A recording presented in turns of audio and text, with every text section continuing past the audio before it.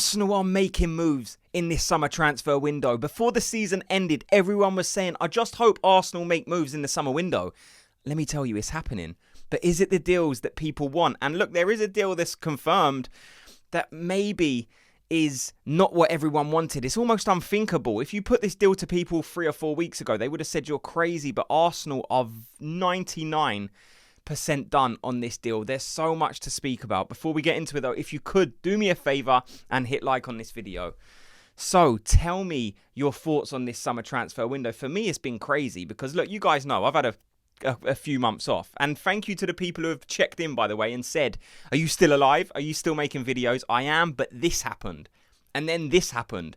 So unfortunately, life got in the way, and for the last couple of months, I wasn't able to put out these videos as frequently as I would like. But now we are back on track, and what a time to be making these videos again. Because like I said, look at the deal that's just been confirmed. Nonu Madueke. I haven't had a chance to speak to you guys about any of the transfers. So for me to do the first video on Madueke, who came out of nowhere. What is it with Arsenal signing these Chelsea players? It just seems like Mikel Arteta sees maybe an opportunity. He's like, look, Chelsea love bringing in players. Chelsea identify their targets and they just go out there and take them. So who can we take from Chelsea who isn't a first team starter but can help this Arsenal squad? And that's all Madueke is. That's all I hope Madueke is, because he doesn't get into Arsenal's first team. Like, genuinely, let me know your guys' thoughts on Madueke. Look, the player's signing, so I would never slate a player before he starts and say, look, I'm not willing to get behind this player. But no one can tell me this deal wasn't confusing. Like, there's so many essentials that Arsenal had to go out there and secure in this summer transfer window, but Madueke wasn't necessarily one of them. People, you know, if you need a backup to Saka, many people would think, well, Ethan Nwaneri's there. The only reason I can think why Mikel Arteta don't want to push Nwaneri in that position if he doesn't ultimately see that's his position. You know, he's more of a central midfielder, an attacking midfielder.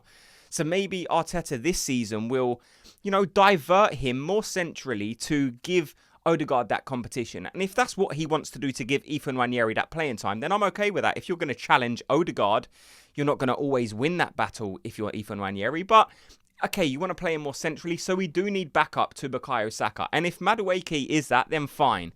But it's a lot of money for a backup. Over 50 million. Look, the initial fee will be about 48, 47, but this will rise to 52. And to secure that deal, when you're basically arguing about £3 or £4 million to secure the deal of Victor Gyökeres, to me, like I said, it just seems confusing because it did come out of nowhere.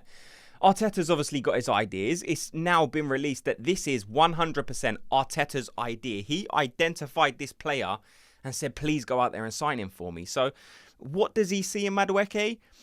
I don't know, because I haven't watched Madueke through a magnifying glass and identified every single trait that he has. If I'm just looking at it as a fan of Arsenal who watches other Premier League games, I say he's quick, he has ability, he can cut inside, he can go out to the byline. Is he necessarily the most effective player in the league? You have to say no, and the stats back that up. Now, I'm not always someone who relies heavily on stats, although we do videos on this channel because I think stats can help in judging whether a player's good enough. I always go on the eye, and I think usually a player's got it or he hasn't. I'm willing to give Madueke a chance, but again, still, it's very, very confusing. I just think we need to look at this at the end of the window, because if you're looking at it now, like I said, it's like, why have we done that deal? We still need to sign a striker. We probably want to still sign Eze or Rodrigo, or there's central defenders that are probably more important than a backup right winger at the minute. So I will judge this wholly at the end of the window. If it affects deals like Rodrigo or Eze, then it will be absolutely baffling to me, because, you know, me and so many of other Arsenal fans that I'm hearing opinions on don't rate Madueke as high as Eze or as high as Rodrigo. So if you're identifying Madueke and you say, no, I don't want Rodrigo, no, I don't want Eze, Madueke is my guy, then you better hope that this works. Because there is an opinion out there in the Arsenal fan base, or a frustration, why are we always going to Chelsea? Why are we helping out Chelsea in FFP? They've only recently bought this player in for 30 million. All of a sudden, we're giving them an extra 20 million. They've got 50 million now on their balance sheet to go and spend on other players. So it's a risky one for me because Arsenal's record when it comes to signing Chelsea's players isn't that great. David Luiz, I didn't like him. Willian didn't work. You've got Kai Havertz, who actually did work, but not in the role that he was brought in. You know, he was brought in as a number 8, as a central midfielder to help Arsenal in those positions, and it didn't work. Luckily for Arteta, he tried him up front because we had some injury concerns in the striking position, and he started flying. So Havertz is a success, but there's a bit of an asterisk next to it because it's not necessarily in the position that they brought him in for. So they got a bit lucky with that one. So this Madueke deal, and I do think it will work. We're seeing links of Trossard maybe going over to Turkey. How valid those reports are, I'm not sure. I'm seeing people saying, you know, there's concrete interest from Turkey. I'm speaking to people and they're saying, you know what, it might just be rumours at this point. Is Trossard better than Madueke? In my opinion, yes. And Trossard was so cheap. We got him for like 20-something million. In my opinion, this is still a player who, in terms of value for money, has been one of the best value for money signings Arsenal have ever signed. Trossard is not the world-class player that a lot of people hope he is, but this is a player that has been so effective for Arsenal, has showed up in moments for Arsenal, who has that moment of brilliance.